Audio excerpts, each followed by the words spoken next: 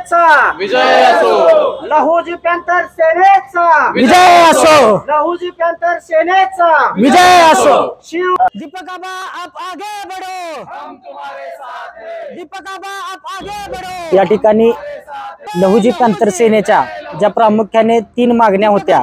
पहिली मागणी होती ती मातंग समाजाचा अस्मितेचा विषय असलेले लोकशाहीर अण्णाभाऊ साठे यांचं भव्य स्मारक सांगोला तालुक्यामध्ये व्हावं। लहुजी पॅंथर सेनेची दुसरी मागणी होती की या सांगोला तालुक्यामध्ये दलित व मातंग समाजाला प्रामुख्याने विचारात घेऊन येथील तरुणांना 10,000 युवकांना रोजगार निर्मिती करण्यासाठी MIDC स्थापन करावी। आणि लहुजी पॅंथर सेनेची तिसरी मागणी होती की या सांगोला तालुक्यातील आनगडा टोल नाका संपूर्ण सांगोलकरांना मोफत व्हावा। या तिन्ही मागण्या पूर्ण करण्याचे आश्वासन सन्माननीय दीपक आबा साळुंखे पाटील यांनी आम्हाला दिले आहे। त्यामुळे संपूर्ण सांगोला तालुक्यातील लहुजी पॅंथर सेनेच्या वतीने आज आम्ही दीपक आबा साळुंखे पाटील यांना जाहीर पाठिंबा देत आहोत।